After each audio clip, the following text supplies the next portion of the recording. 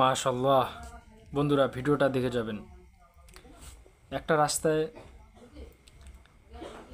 অনেকগুলো ছেলে বসে আছে, আর যখনই কোনো মেয়ে আসতেছে ছেলেগুলো সেই মেয়েটাকে কুনজরে দেখছে এবং অনেক খারাপ মন্তব্য করতেছে।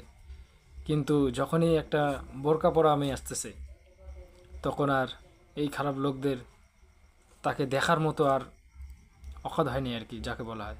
আল্লাহ তাআলা হিজাবের মধ্যে এত সম্মান দিয়েছেন, মাশাআল্লাহ। ভিডিওটি দেখুন একবার, খুব সুন্দর একটি ভিডিও। मिट सके क्या कभी जो के मिट्टी से है और ज़मीं ज़ाद वो अपनी मिट्टी से क्या हुआ, हंस क्यों रहे हो? कुछ आते हुए नोटिस किया?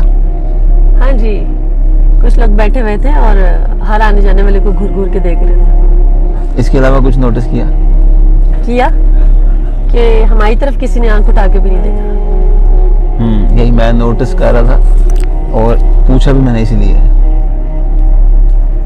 इस बात से एक बात याद आती, कहते हैं कि तुम हिजाब में रहो, लोग औकात में रहेंगे।